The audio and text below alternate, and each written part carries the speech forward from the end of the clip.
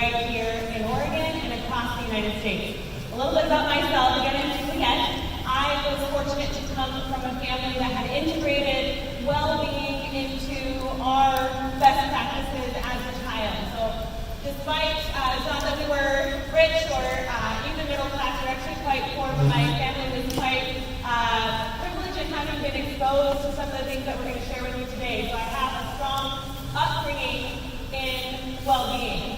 As you can see my bio, but also as I shared, the way I spend my time is investing in the well-being of my community. Even though that's a deviation from my professional and educational background, has always been an interest of mine.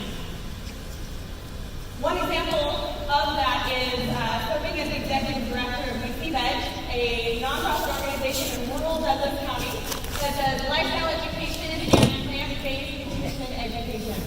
And John is the president of that. I'm executive director. We're going to be sharing a little bit about that in today's presentation. We're very proud of our community-led movement down in rural Douglas County.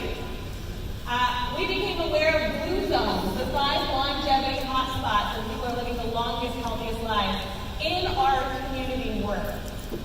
We did not know that there was a community impact model being developed that was transforming communities around North America. We found out that was nothing short of miraculous for us. And that's what we're going to spend the majority of our time sharing with you today. I love presenting on this topic. I get to do it a lot as engagement lead, the Blue Zones Project.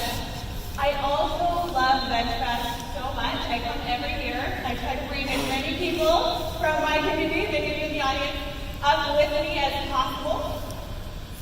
It's incredibly inspiring and rejuvenating for me to be immersed in this army of game changers, people that are here using their gifts, their resources, their hearts to try to make change in our community. And I really honor the people that are doing this. I feel the same way.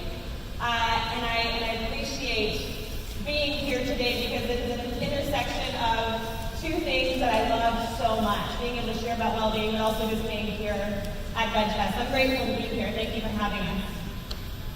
All right. And along those lines, coming here year after year, as we have, we've learned so much from the different speakers and from the vendors and the different people who come and share here.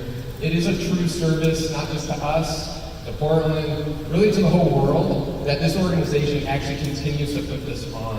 And really, I know they get thanks throughout the program, but I don't think you could actually be up there on the stage and not give a shout out for the volunteers that actually time and time again put this on. Please do a huge round of applause. I don't know all of them, but I know some of them. And I know that it is a labor of love, and it is something that they're doing really to help the world. So I don't think that those volunteers can get enough of thanks. With that, just a little bit about myself. In 1991, I was 15. And I was in Greece, in a little village in the northeast of Greece called Kavala. At that time, there was no influence from America in that little town of Greece. And I was a young teenager, curious, observing what was around me. At that age, I observed how healthy people were. They were eating foods that I wasn't familiar with growing up in my McDonald's, Kentucky Fried Chicken town. But I adjusted, I took some time, and I began to eat the foods that they were eating. My father, growing up there, had heard of this, had done this all his life, but he never exposed that to me, being that I was born in a small town outside of Cleveland, Ohio. But I adjusted. I started eating these foods, and it was a lot of beans, a lot of greens, and potatoes. There was some fish, a lot of greens, a lot of beans. How many people were here for the previous talk? Starch. Oh my gosh, what starchitarians? But this guy was also a hero of mine.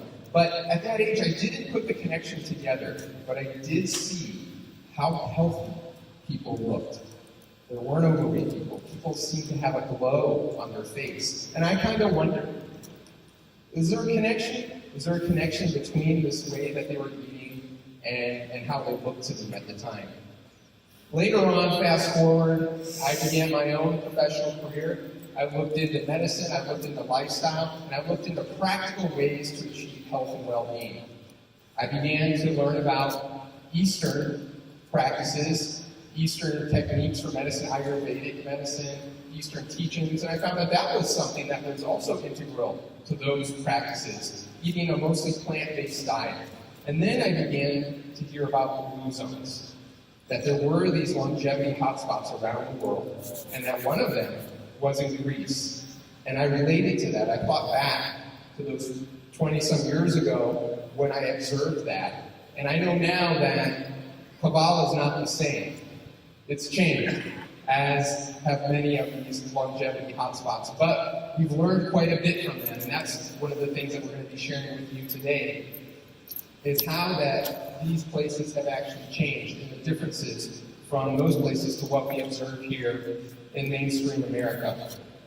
Most of us now, if we're on Sunday, we're at least a day and a half into the VegFest. We're learning, we become acquainted. If you aren't already aware of these things, these are things that we're learning now. It doesn't have to be this way. Our culture doesn't have to be this way. But it happens on such a broad, general scale, on such a period of time where we're all doing this together that we don't always notice the changes. Our environment plays a huge role in that. And Blue Zones Project has studied the environments of the longest lived cultures to see how do those environments influence health and longevity? Because we know that genetics isn't the answer. When I was in school 20-some years ago, I remember the professor telling us genetics will explain everything at some point. Now we know at most, and this slide is for the general public, it's a conservative, at most 20% of our longevity and our health can be accounted for through genetics. That's a bit of a tweak, it's a bit of a shift for many of us who, if either in school decades ago or through mainstream media, have grown accustomed to thinking that genetics are the most predominating factor that determines our health and longevity. Now, in that 80%, there are some factors that may be out of our control. We have 10% being access to health care. Is there an emergency room close by? But that 70% is something that we have deep influence over. And it involves our choices, and it involves what we do. What we put in our mouth is one thing, but there's actually a lot more to it as well. Many of us came to know about this study on longevity through Dan Buettner. And in fact, some of us maybe even remember this National Geographic article that came out. It's about 10 years or so ago. It became the second best-selling issue of National Geographic, still to this day, where they first rolled out this information on longevity, that there were places in the world that they could demographically confirm that were zones, geographic zones, where the longest lived people in the world were. And in fact, they were reaching age 100 at 10 times the rate as the rest of the world. And so this is what we call blue zones. Why are they called blue zones? Well, we're going to share that with you, but some people refer to them as just simply longevity hotspots. We're talking about the science of the longest lived people on the planet. All right, let's give it just a show of hands. How many of you are pretty familiar with blue zones or heard of this concept? We got a bunch of experts here in the audience. All right. So there are 5 places around the world where people are living the longest, healthiest lives, living to age 100, about 10 times the rate of the average person living in the United States. Any of these look surprising to you? Don't answer if you already know. You already thought about this. Surprised to see any of those up there? Is that kind of what you'd expect? Give some big nods. I'll say that usually people are surprised to see one in the United States. Yeah? And we can discuss that, right? Why is that we have low expectations for our longevity outcomes in the United States?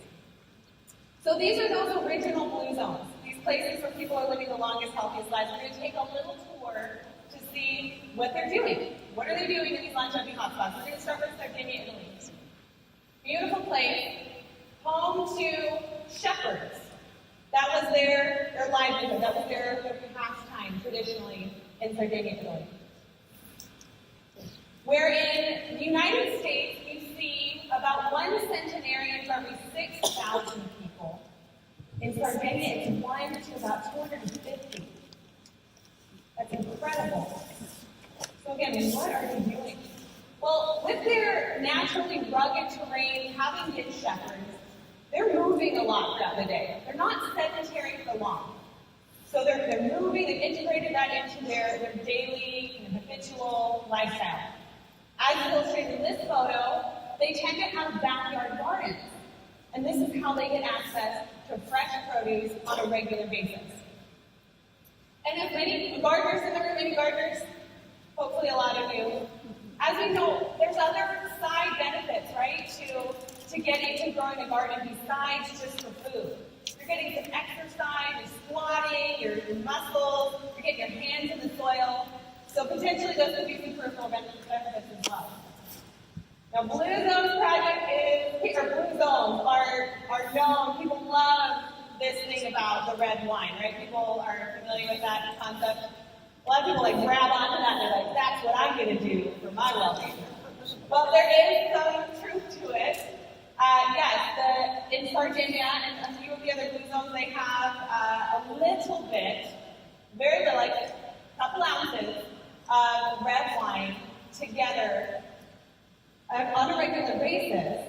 And it has the polyphenols, has the resveratrol. You can get into some of the talks here or VegFest, you've heard about this. Yes, you can get those directly from grapes, as Dr. Michael Greger tells us, right? So you can cut out the wine glass, and you're not a drinker. But the research showed that it was less about drinking that red wine as it was about getting together and connecting with one another. And that's what they were really doing. They were getting together. Sure, they were having a couple sips of red wine, but they were sharing about their day. They were investing in their social network. They were kind of sharing about the ups and downs, the lows, the highs and lows. They were not suffering from loneliness and isolation. That was very powerful for them. In Okinawa, Japan, home to the longest living women in the world. So what are they doing? Again, you see that they're eating a lot of plants, growing them, cultivating them, eating them, about 95% plant-based. But then we see this theme of connection again. Anyone familiar with the concept of a moai? Few people, okay? This is an Okinawan term, the word moai, Okinawan term, and it roughly means, translates to gathering for a common purpose.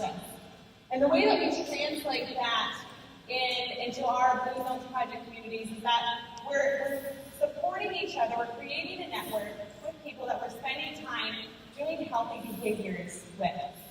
Now these women, if you were to see a group of these women at a cafe in Portland, how old do you think they are? 80s, 70s, 80s? Yeah. Group of women about in their 70s or 80s. So they are a moai. These women gathering together. These women have known each other and been friends for 90 years. Their average age is 102. They look good, right? You're doing something right. So that's what that means in Hawaii. And some of the stories that come out of the research that was done in Okinawa, two of these ladies live across the street from each other. So one comes out every morning, opens the door, the other's there, they wait for each other. Then they go about their day, maybe they'll see each other later, maybe not. Can you imagine the support that you would feel of knowing that someone is loving you and checking in on you every single day? What happens if the other woman doesn't open the door and wait? She's over there, she's checking. That's so powerful to have that. Something called the Framingham study is actually measuring loneliness in our lives. About 20 years ago, we know that the average person has 3 close friends. You can be thinking about this for yourself right now. Today, that average is about 1.5. And so what does that mean to have a close friend? Well, this is someone that you can call up, they'll answer, right? They're not going to screen the call. And you can have a real conversation with them. Not about celebrities or superficial topics, but this is someone that you can go and have a heartfelt conversation with. So you can be thinking about it. Who I have? Where am I at with this? Average 1.5. Some of us have none, right? For that to be the average. Some of us have 1. Now let's travel right here to Loma Linda, just a couple hours outside of LA, right? So we know it's not the air. We know there's nothing special about the genes or even about the geography. Right? Those things, you can't make excuses. It's right here in our country. So what's Loma Linda doing? Well, There's a high concentration of Seventh-day Adventists in Loma Linda. Anyone familiar with that community? So the only blue zone in the United States. And they've been the subject of one of the largest epidemiology studies by the National Institute of Health because of their incredible longevity. So we see even just here in the United States, right, the average male lives to be about 76. In Loma Linda, in this blue zone, they're living to be 87. Again, this is just right outside of LA. For women, average woman living in the United States lives to be about 80. In Loma Linda, it's about 89. All right, so what are they doing? Well, because there's a high concentration of Seventh-day Adventists, they're all kind of practicing some of the same cultural norms. And one of those that is very powerful is this idea of celebrating the Sabbath. Now, I find it really interesting, and I kind of interview anytime I meet a Seventh-day Adventist, I'm always curious, like, do you really do the Sabbath? Because what they do in Loma Linda is they take that day to truly be a break from the rest of that stressful work week. And they only do a few things on that day. They'll go to church, they'll spend time with friends and family, and they might do something like a nature walk or a vegetarian potluck. They don't do work, because I know a lot of us, right, I'm definitely guilty of this. We come to the weekend, and we're not working, but we're still working. We're still doing the laundry, we're still maintaining the house, we're still working on some other side gig that we're doing. I mean, I spend a lot of time working on my laptop on the weekends. So they're truly taking a break from that. Whoop. Forget you saw that. Okay, they also have a very strong sense of purpose into their elder years. It doesn't end at retirement, or it doesn't end as you start to age. So I'll give you an example of this. This is Ellsworth Wareham. Some of you know him. This is a gentleman who, at the age of, I think it was about 98, he decided he wanted to build a privacy fence around his property. So he put out some bids. He found out about how much it was going to cost. $6,000. He said, I'll do it myself. At 98, he's building a privacy fence. Okay? Got a strong sense of purpose. But 3 days later, he's here. Dr. Ellsworth Wareham, continuing to perform open heart surgery until he was about 103 years old when he decided to retire. Folks know who that is? Anyone know who Dr. Ellsworth Wareham is? Yeah, he recently passed. But very, not an outlier though.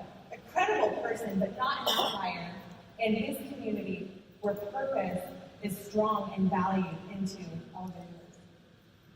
And the last two blue zones are the Nicoya Peninsula of Costa Rica and Icaria, Greece. And we're not going to talk so much about them, but I encourage you to look at resources. We're going to tell you about some really great resources. If you're intrigued and you want to learn more about these blue zones, they're so fascinating.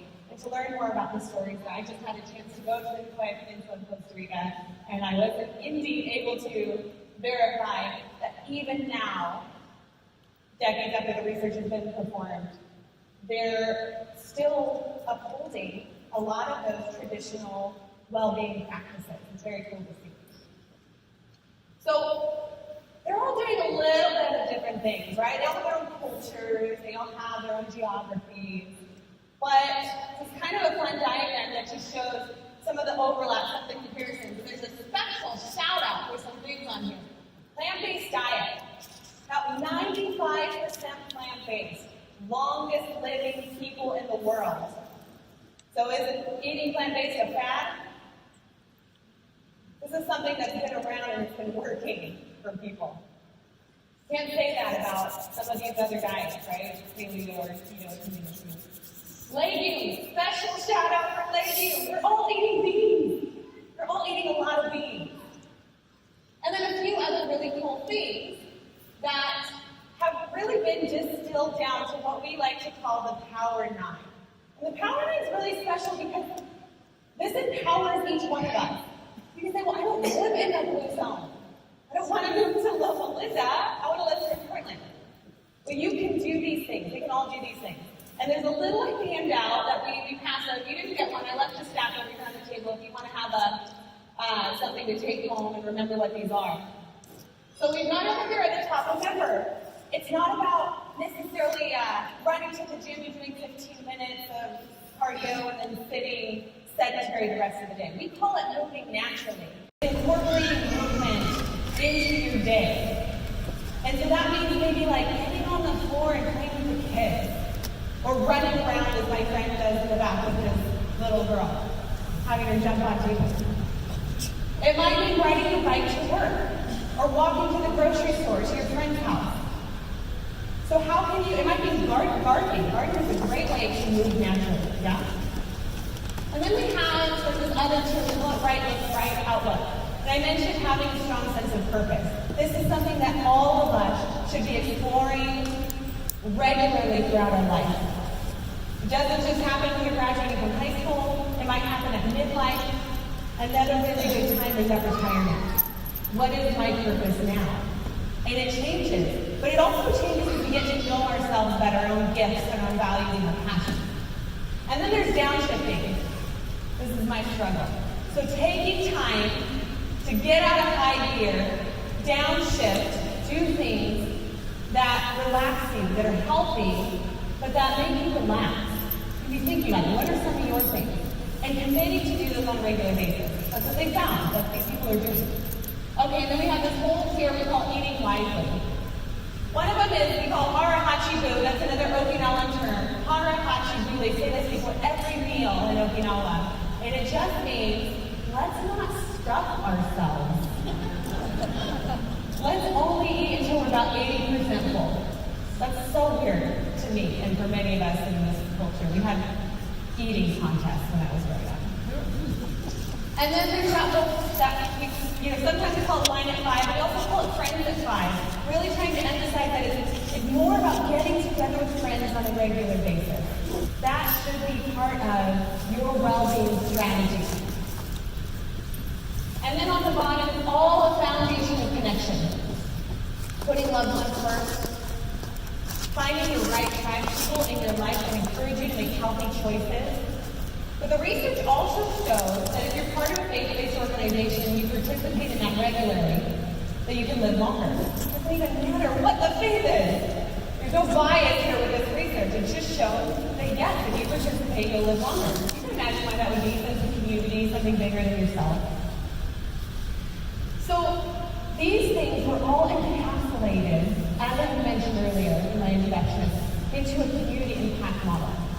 Blue Zone Project, being implemented in 50 communities across North America. We just got our first international community in Airdrie, Canada. These are places that are taking that Power 9 and implementing them across sectors. What does that mean, sectors? So we work in 3 pillars. Work with people. So important to just educate people about the possibility of living longer and that power and the things that we can be doing every day to contribute to that. We do that through purpose workshops, inviting people to form their own moais, walking moais, or purpose moais, or potluck moais, plant slam potlucks moais to be specific. Volunteering, we know that volunteers live longer. Research shows when you're contributing to something, you feel productive, you're feeling rewarded. So Peter can look forward to a long, healthy life. We work in places, work sites, restaurants, grocery stores, schools, faith-based organizations. We need to meet people where they're at. We need to support them and even nudge them toward making healthy choices, and maybe without them realizing that. We're going to show you some awesome examples of how that's possible. And then in policy, we work in 3 policy areas. We work in food policy, which we'll be talking a little bit more about today, given the audience and where we are. But we also work in tobacco policy and built environment. And I like to summarize built environment as just making it safe and attractive to move about and spend time outdoors. So instead of walking along a busy street with no sidewalk, no street lights, no shade, fast-moving cars, it's not very attractive, right? How can we actually change the infrastructure to make that an easy choice? Make the healthy choice an easy choice? So we call that life radius, because we know that we spend about 90% of our time within 10 miles of 5 miles within where we work or where we live. That's kind of our life radius.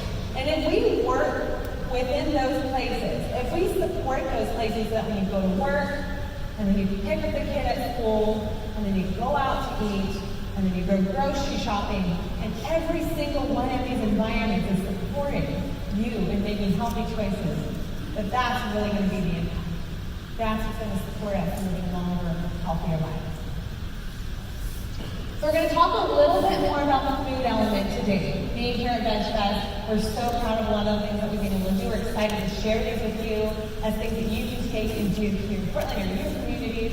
And this quote is always really inspiring from Hippocrates, what food is eaten by medicine.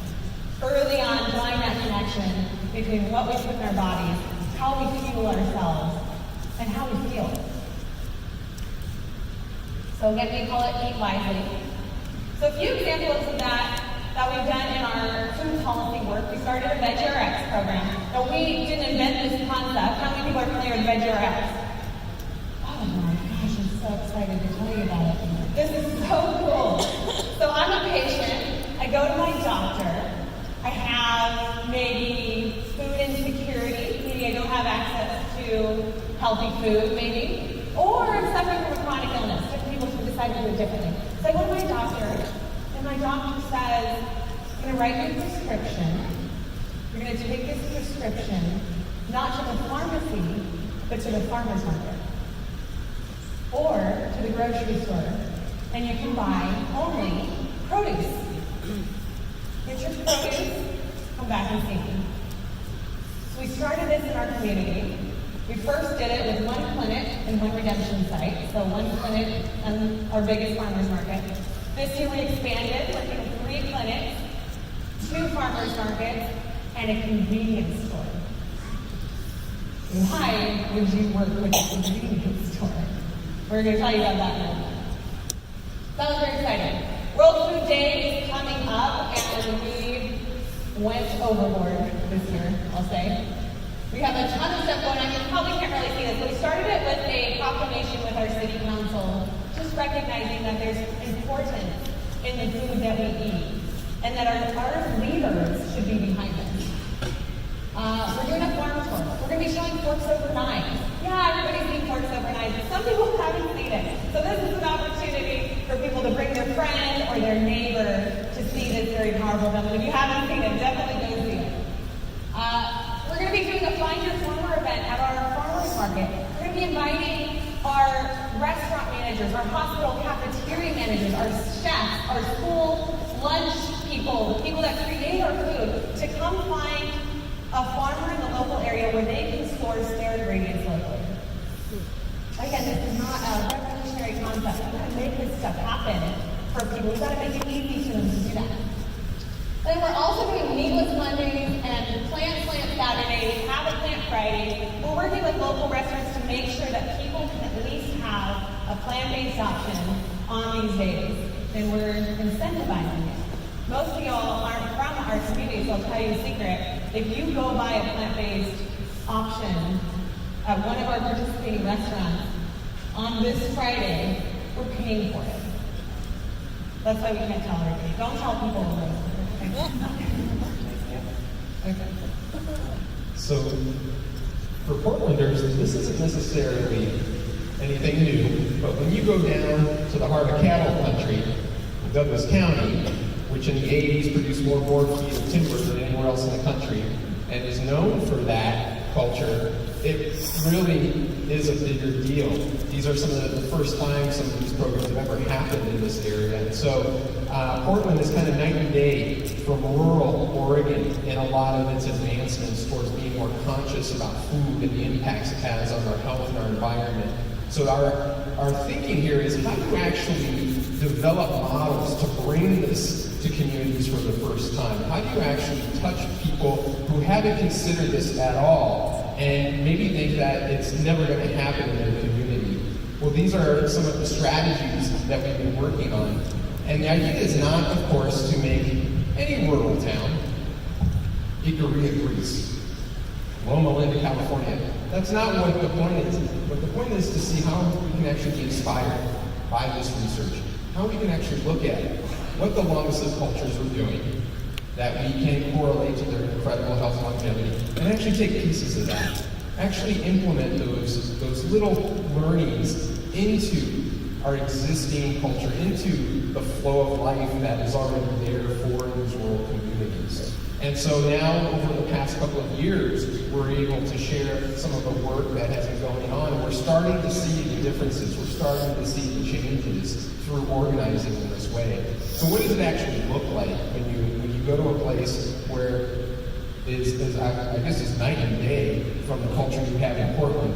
How does it actually look? What are we doing? So first off is we are connecting with organizations and we're letting them know the health benefits, the ROI, the return on investment they can get from improving the health and well-being of either their employees, their members, or just their citizens. We go into workplaces and we look at their vending and we say, can you supply baskets of fresh fruit and vegetables to your employees at a subsidized rate? This is actually a government BLM office. This is a city institution, and this is a senior care center. And here they're doing a young bowl buffet. Here, this is a healthy snack area. They're all doing it on their own, but we've encouraged them, and we are facilitating it, more or less trying to coach and encourage them to take these little steps in this direction. When you go into restaurants now in our area, you will find probably about half of them are now considering how to incorporate some type of plant-based option. We'll actually meet with the owners. We'll talk to them about what kinds of dishes they can adjust so that they can have at least 2 fully plant-based options on their menu as entrees. And if they do that, then we reward them with recognition, we'll hold parties there, we'll drive customers there in order for people to see that the food is available there in these restaurants. Sometimes it's challenging to go out to eat and know what the healthy thing is to eat, but also for the restaurants so that they can know, wow, there's a demand for this. I'm actually being rewarded and it's showing up in sales. We actually have 2 restaurants that have measured a 30% increase in their sales from before and after as a consequence of making these changes. This here is, here you have a restaurant actually called Loggers Restaurant. Loggers Restaurant is the fried beef capital of Douglas County, but yet little badge on our shoulders we got because they now have a soy-based chicken sandwich that they have on the dish and salads as sides, which they never had before. So they've now added, they've added the Impossible Burger. We've heard a lot about that, but they're also adding a lot more veggies into their menu. We have one restaurant owner who said since promoting and getting these more vegetable-laden dishes, he's had to double his purchasing from the market of produce, which is a good thing. We're getting more people to eat fruits and vegetables. And so this adds up when you think about one restaurant times 10 and one person going to a restaurant times 100. Everyone making little choices that are a little different, it adds up, especially when we look at what the CDC tells us that between 70 and 80% of Americans aren't even eating the government's recommended daily allowance of fruits and vegetables. So you can see the food here. What doesn't look right in this photo? That's a Beyond Meat sausage. That's made out of pea protein. But it doesn't look right, I know. This is actually at a Middle Eastern restaurant who introduced these sausages, these plant-based sausages, along with the other really nice repertoire. We've got squash in there, and beans, and tomatoes, and then we coach them. Can you use a little less oil? Can you use a little less salt? And by and by, they begin to get expert on it, and they start incorporating that too. Now, it's not so easy to ask a busy restaurant to do that, so you got to reward them. You got to think of it, and this is something that we've really tried to work on. As altruistic as this is, when you're running a business that depends every day on customers and sales, it becomes really tricky. So you have to speak the business language. It all revolves around sales, for better or for worse. So we really had to look at how to incentivize restaurants with a system now where you'll see here, it's just a simple checklist system that gives them some recognition for those dishes that are deemed to have fully plant-based options that meet a certain level. And the nice thing is that all that gets promoted constantly. So that combination of coaching them, identifying their dishes, and then promoting that and driving customers there makes it a win-win for the customers who want that, but also on the business side too. So here you're seeing a table tent, something that we'll do to try to let people know about the different options that are there. Brown rice instead of white rice. You can get different milks instead of cow's milk. You can do half orders and get to-go containers. So these are some of the things that, little by little, as people see these in restaurants, they begin to make that little choice. Because what we know is when it comes to transforming a community's health, there isn't one silver bullet, there isn't one thing. It's a lot of things. It's so many things that sometimes are invisible all around you, to where those choices become easier because they're more available around you. So here is what one restaurant gets when they actually fulfill a full-on transformation program. They put plant-based dishes on their menu. They cut down on the salt. They cut down on the oil. They start to do things to rally community engagement around health. We'll throw a blue ribbon cutting party for them as this pizza shop experience, and people get to have a lot of fun with it. And that's the idea, is how can we make it fun? How can we make it really encouraging? Not that it's healthy. We're unfortunately, what we're experiencing is that people are discouraged by the word health. Health kind of has an equal sign next to it, and on the other side of it is not so good. So what we want to make it is fun, exciting, tasty, and sounding really delicious. So one of the things we did here is we actually made a video for local restaurants to kind of demonstrate what are they experiencing. And this little video encapsulates that. So this is being played on our local media, local internet providers, to get people understanding that making choices, healthier choices, can be fun as well. Welcome to Blue Zone's Project F1. Blue Zone's Project Restaurant, making it easier for people to make healthy.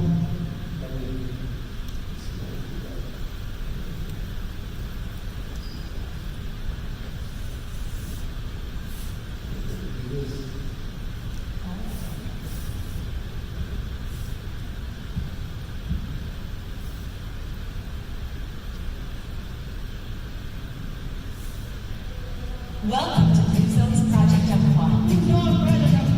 Blue Zone's Project Restaurant, making it easier for people to make healthy choices when they go out.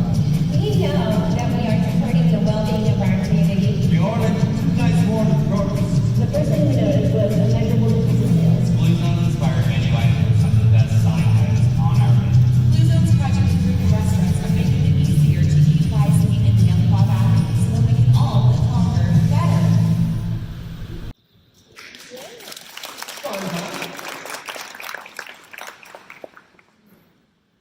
So by doing that, we hope that everybody not just feels like they're doing something good for their community, but they're having a lot of fun doing it.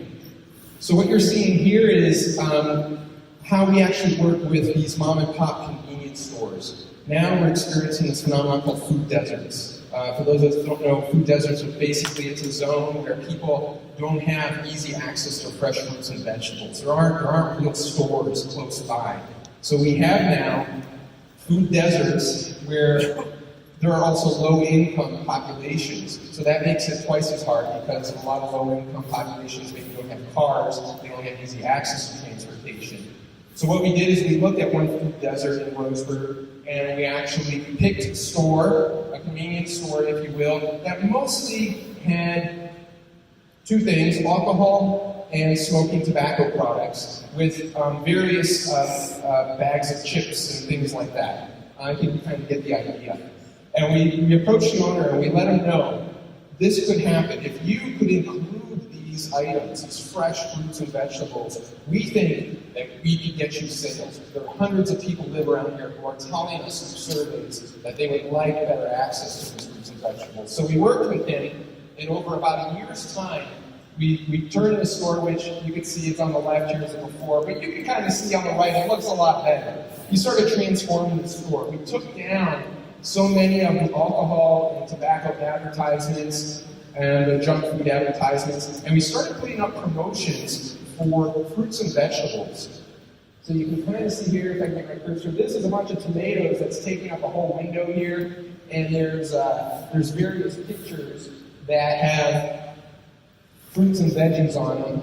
Here you can see, this is the before and after on the left. You'll see the various signage just kind of cluttered around. And on the right, we're talking about healthy food for everybody. Grab some healthy and go. So we literally transformed how the store looked. Now that was one thing, but then you have to actually go inside. And this was a little trickier. To actually take the products and move them in such a way so that the healthiest products are in the front of the store. So now, what you see on the right, as soon as you walk in the store, you're going to see beans and veggies, pasta, whole wheat bread, and different products that are more of a whole nature as opposed to these really sodium-heavy, sugar-heavy, highly processed foods that are there when you first walk in. We also added a produce cooler. So this produce cooler, while it looks really nice and new, it was used and it was a clunker. Oh my gosh, it needed so much work.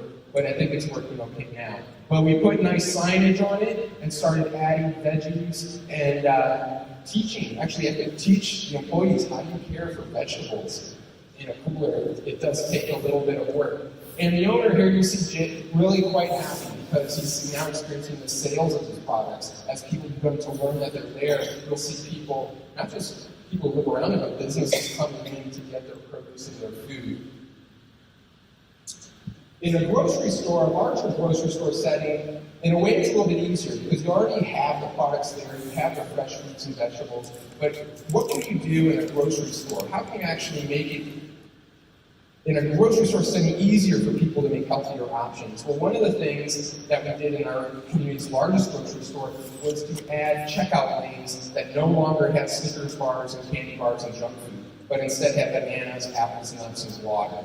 And so we got permission, and we had 4 checkout lanes. Just let us experiment. 4 checkout lanes. Okay, so we put some signage on it, and you can kind of see there on the right here, you can kind of see the oranges and the bananas, and we start measuring them. How much is these things selling?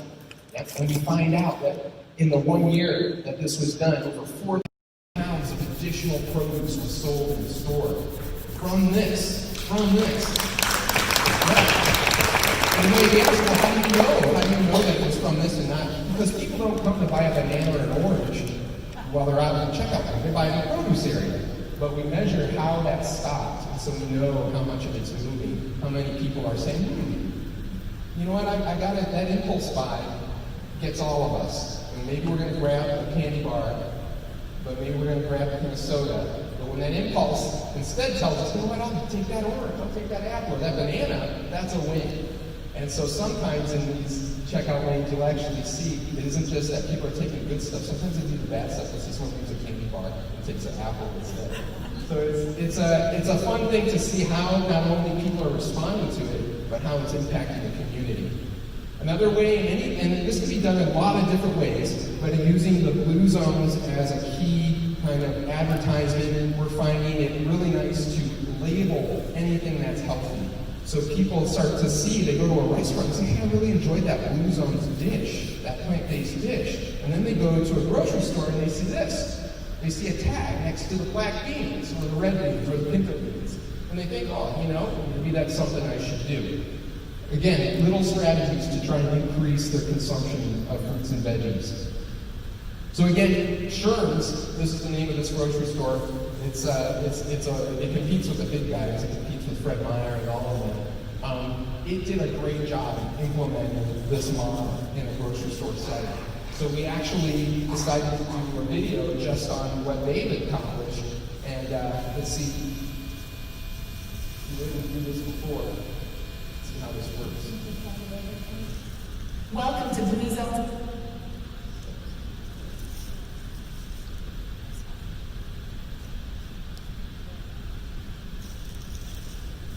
Project Unlock. Your approved grocery stores are making the healthy choice the easy choice.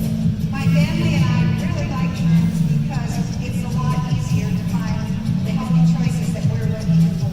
I really love coming here to downtown and walking with Brian. They've installed well-being information stations that have recipes and health tips to give them tools to improve their well-being. Bluezone's project-approved grocery stores are making it easier to eat wisely in the Umpqua Valley so that we can all live longer better. Now, you might not notice someone was grabbing a sandwich out of that little cooler. That was a tofu eggless sandwich. Eggless tofu sandwich. So, and people who have never ever tried tofu, anybody who's tried a good scrambled tofu or good like eggless tofu sandwich, it's really tasty. But to bring that to people who are not even considering that, not even interested in that, and have them do it and be attracted to that is for us, that's quite an accomplishment.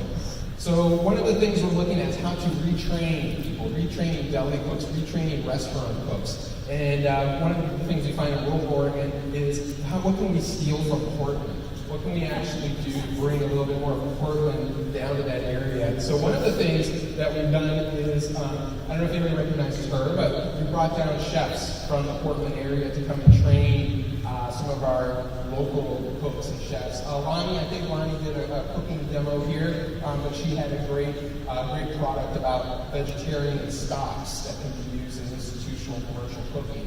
We had her come down and train our cooks. We also did a plant-based discharge packet, which Juliette will share a little bit about.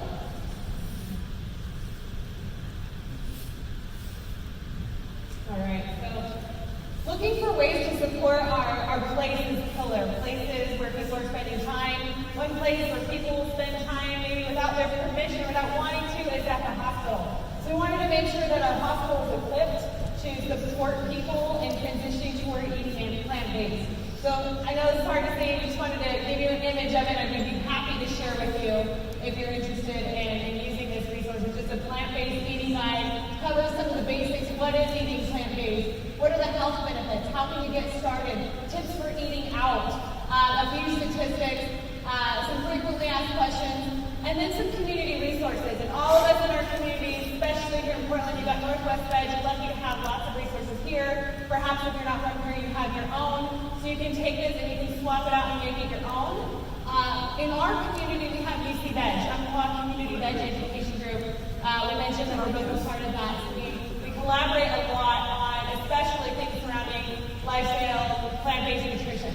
So we put up some of those resources, and then we've got eating on $4 a day when Jeffy Jones is here at VegFest. We've got that How Much Did I Cookbook. Of course, we've got PCRMNutritionFacts.org, Forks Over Knives. Just some basic good resources. Now, we are working with not just our hospital, but actually 3 different clinics at this point to implement this as a permanent part of the discharge packet for patients.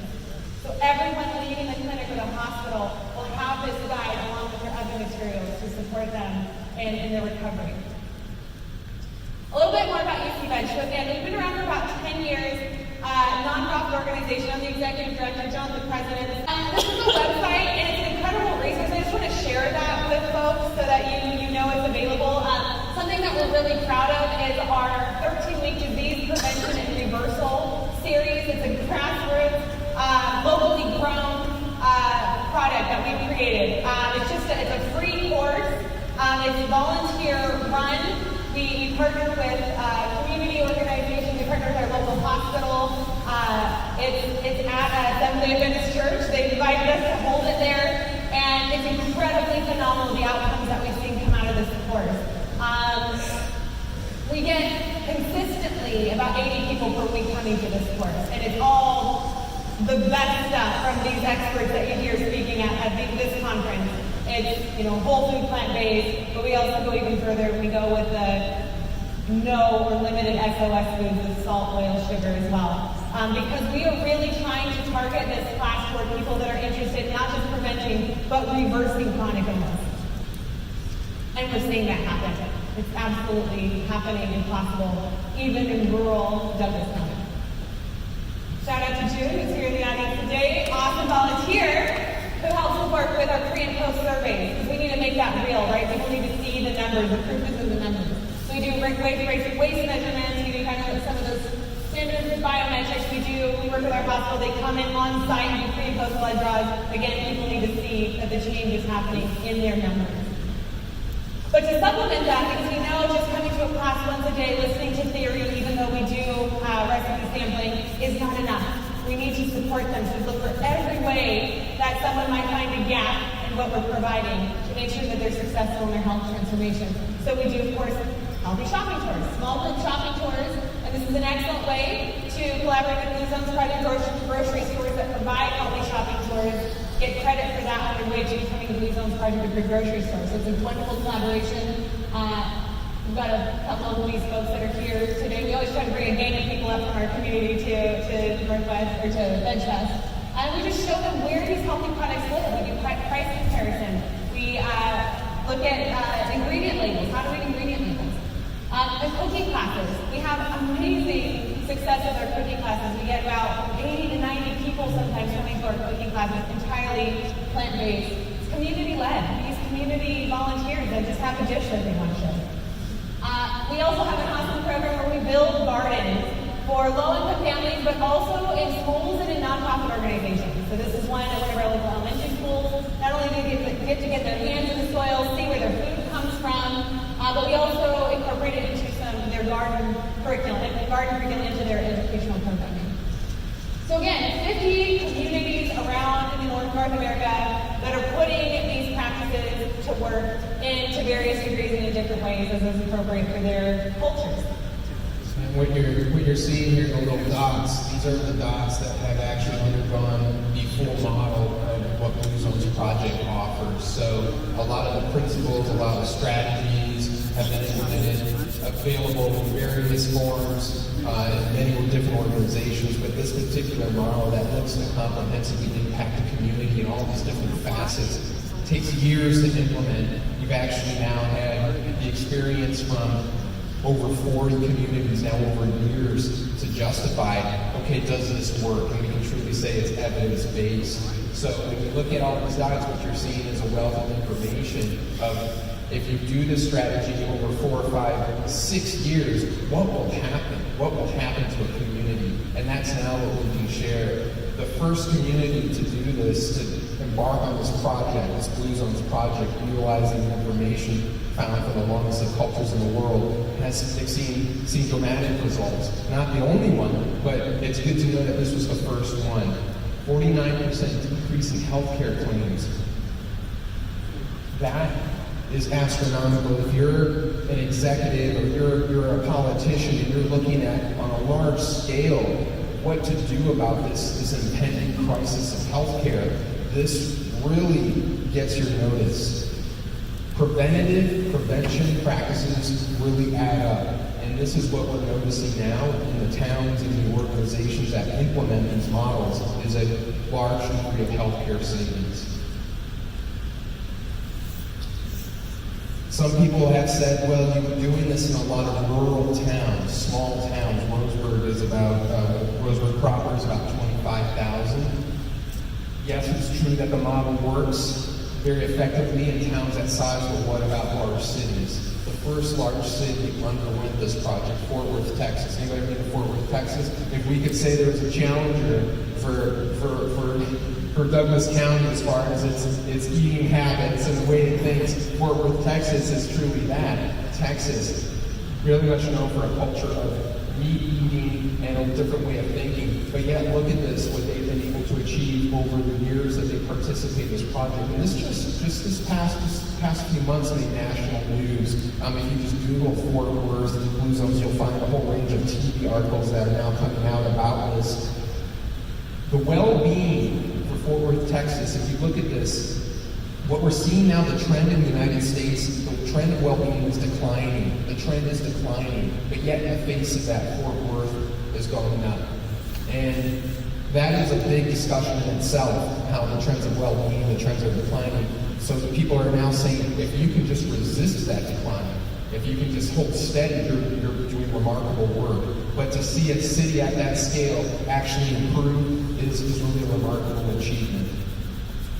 a little bit more of the outcomes that are now coming about as a result of participating in a community health initiative. Here are some examples. The beach cities experienced a large increase in childhood obesity. Again, Fort Worth, Texas reported 14% increase in people who report thriving in their life evaluations, 9% increase in people who are proud of their community. So you see, it really runs the gamut as how people feel about their community and what can be done. So this is a sampling of the outcomes that are really fueling the further progression of this kind of model of looking at health and not just the same old-fashioned of there's a problem, we need a solution, but how to go upstream, how to actually blanket a community with services that will provide support even when the doctor's not there.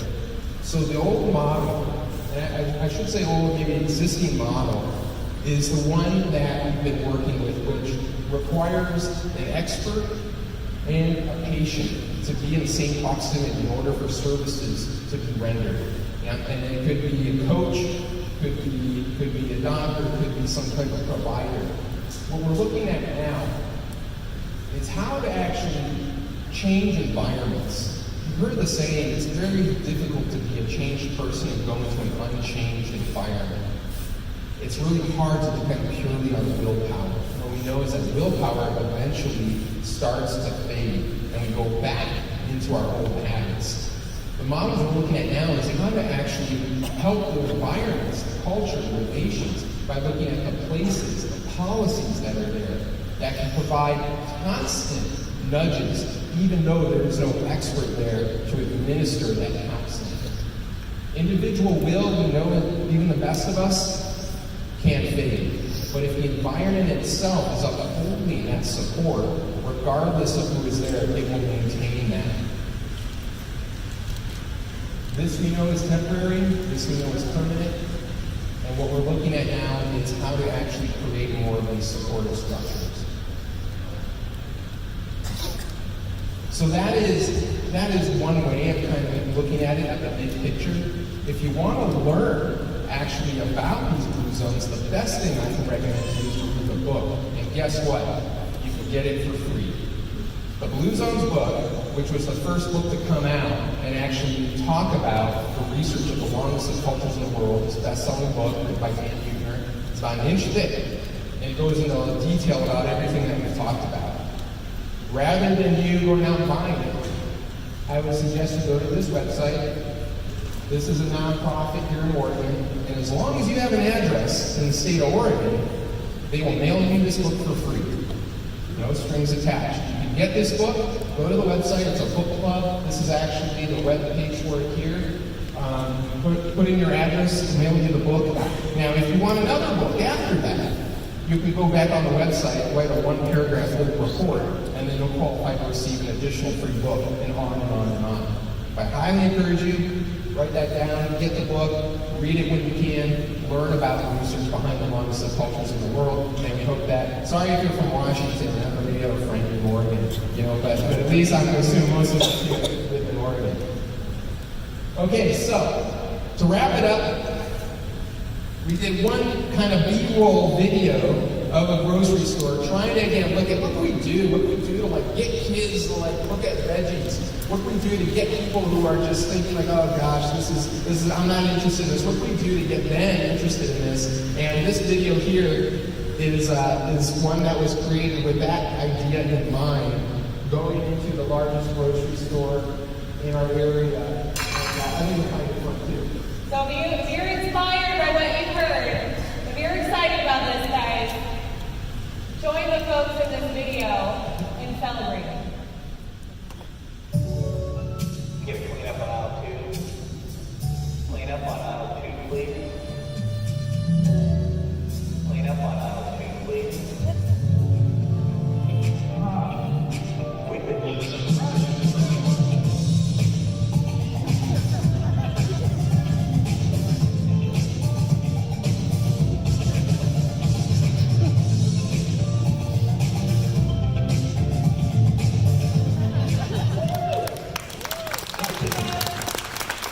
Okay, thank you everybody. I really appreciate same time,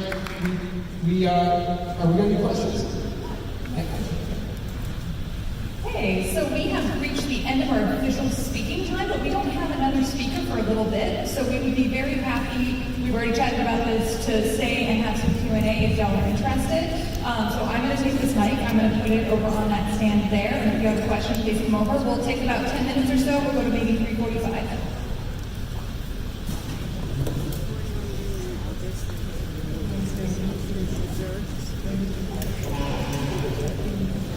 So if you have a question, come on over.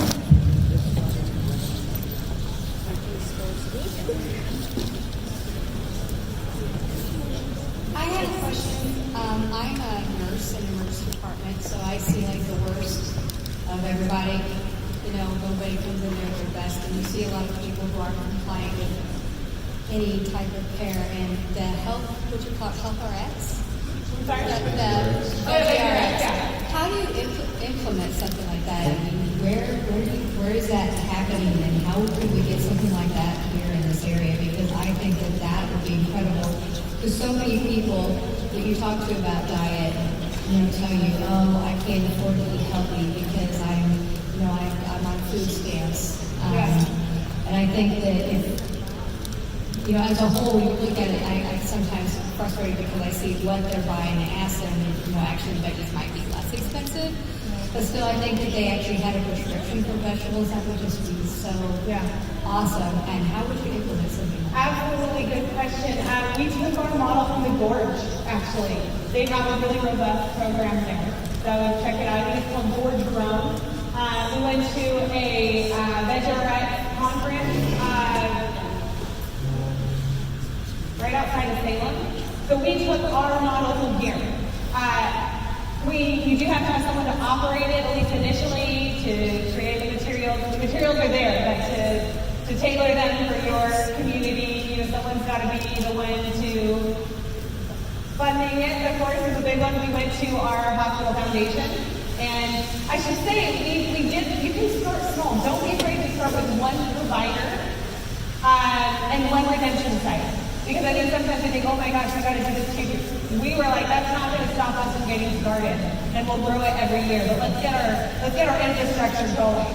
So one provider, we have an awesome doctor that works with us and these guys down in our community. She's already into getting people to eat plant-based and do that education. So if you want to elect yourself as that first provider, you can be that person. $1,000. Get $1,000 or $2,000 from a funder and do it for 6 weeks, 12 weeks. Just whatever you can do, whatever you can get funding for, start small and then build from there. And of course we're doing pre and post surveys, we're tracking biometrics, and we're showing outcomes. But honestly, at this point, do we really need to prove that eating more fruits and vegetables is beneficial? Maybe not. And if you don't have to prove that to your funder, then that's even easier. You can just give that to them. And I have to say, yes, it is very sad when we get to the end of our program. We're just finishing 12 weeks. And I have our providers that we're working with coming to me and saying, well, what do they do now?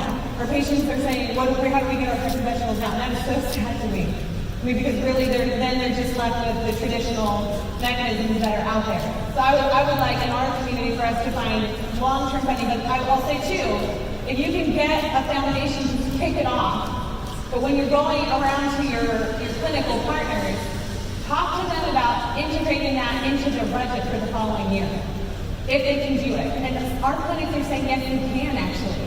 They have a few $1,000s of wiggle room that they can say, this is going to be for VegRx next year. We're going to do 20 patients, right? Nothing huge. We're going to work with 2 providers, 20 patients, 1 redemption site. Whatever works for you. Does that help? And then the materials, again, Gorge Grown, or just Google it. There's lots of the tickets already there, the educational packets already there. I'd be happy to share with you what we have too. Thank you. You're welcome. My name is Gary. Thanks for your presentation. I mentioned in a lot of rural America, a lot of people earn their incomes through the meat and dairy industries. Yeah. What type of pushback are you seeing trying to implement these programs in those communities that many of the people earn their income from these sectors? Yeah, it's definitely a factor. People's livelihood is part of their survival. So you try to be very respectful and very considerate in any approach we take to seeing as non-threatening as possible. I think the strategy, in a general sense, is that we want to add something new, not that we're trying to take away or say that anything is bad. This alleviates a lot of the kind of threatening feelings that can be there from people who represent different industries. So, in a sense, we're trying to give people more options. And we're trying to give people more options, not tell them necessarily what option to take, but make sure that healthy options are always available. And with that, we hope that we can stem some of that pushback. But having said that, yeah, we do get pushback. The reality is that there are some pretty strong interests, and it's unfortunate. I've sat down with owners of dairy companies, heads of different industries that may lose a profit from actually directly hitting their profits. And even at a local county-wide level, we've experienced that. And so we just try to be very respectful and let people know that there's always room for options. And that hopefully the trend is such that it reaches a tipping point and the customer, power of the customer's purse becomes the overwhelming predictor. You know, as you see dairy companies changing and incorporating more alternative options as they're seeing that, even meat companies looking into these alternative options because they see that. We can say what we feel about that, but what they're doing is they're providing more options. When there's more options, people will choose those options. So I hope that's a suitable answer for you. Thanks. I just add to that, we really try to be diplomatic in our efforts. John said that, but I want to emphasize that too, that I think we owe our success in our community to really kind of build relationships and foster those relationships, and we've been doing that for years and years and years. So we're trying not to create any enemies as we maneuver our community. On October 21st, the Canadian election has brought in the Canadian food pyramid as an election issue. We really have not heard much about our food plan-based policy possibilities as part of our election. Do you think there's a chance for some of the contenders, such as Andrew Young, who's known for sort of interesting offbeat policies, to really take on some hopefully plant-based policies, or do you think they would be too afraid of alienating the meat eaters in the Midwest? I am not an expert on this topic at all. There's probably people in the room that would answer that. I just heard that vegan candidate Cory Booker has faced a lot of backlash, and so then got a little bit more quiet about it. Yeah, I think we're in such a precarious place. It's a shame where even Greta is not able to say that she's vegan. Not to say she can't, but we hear now interviews with her where she's not mentioning that. I imagine that it is so delicate for them to make that call. I really hope we get to a place where it's not like that. I mean, unfortunately, maybe politics is going to be the last frontier to penetrate, but it's happening everywhere else, right? We are all trying to be as vocal, but I guess I would temper that by saying also delicate too, right? We don't want to create enemies, and we don't want to lose credibility. And I know that's a really hard thing for those of us that are really passionate and wanting to talk to everyone about this and shout from the rooftops. We can't alienate people, and that's a big part of our culture and the work that we do is making sure that anyone that walks through the door, regardless of their background, regardless of their eating habits, feels comfortable coming to our programming. And if they take a baby step, that's a win. But if they come in and they're like, oh my gosh, and they run away, we've lost them. So I'd say veering off a little bit from your question, though, that would be my strategy, and I think it'd be very difficult at that level, right, to be speaking out about that, just knowing how people take things out of context or use anything against you. I know that's very challenging, but I hope that we'll get there.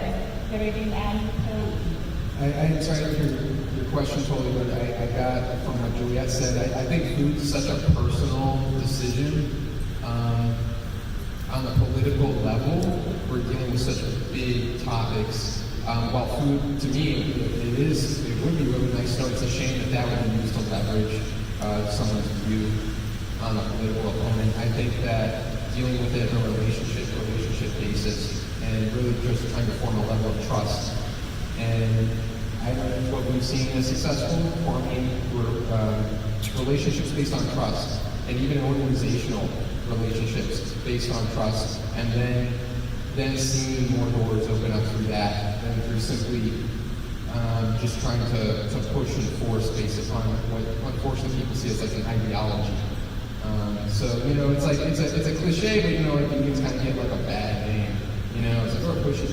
So what we're seeing in a rural area is that we would have been highly unsuccessful with that approach, and instead have taken what we see as a different route, trying to be as inclusive as possible, and with that, seeing over time more people gradually learn and take steps in this direction. Okay, so they are last question. Okay. I was just curious, as the Blue Zones project is expanding, if there's stuff that we can do as Portlanders to help this grow in different communities across Oregon. Like, what can we practically do, whether that's like volunteering or, something like Portlanders. Well, so there are 4 demonstration communities in Oregon. The closest one here is the Dalles.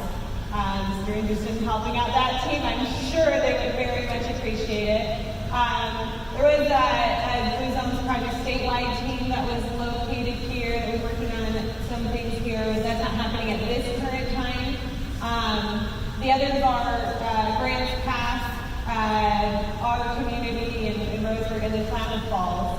I would say, you can get on the email list to stay informed, reading the books and that kind of thing.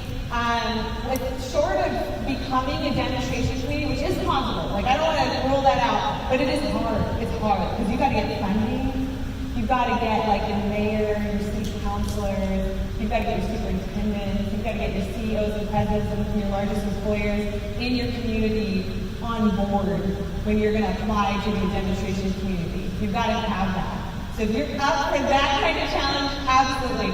If that seems too much and overwhelming, just know that anything that we've done can be done here outside of being a demonstration community. You don't have to be affiliated with Blue Zones Project to do VegRx or to get a plant-based eating guide, or do shopping tours, or do potlucks.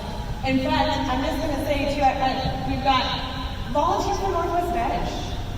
Is that what you're saying? Oh, yeah. I would say volunteer for Northwest Veg. Support the things that are happening in this community that are rocking. Make sure that VegFest can continue to happen. Spread the word. Get this place filled. That would be my suggestion. Yeah, great suggestion. All right, thank you, everybody.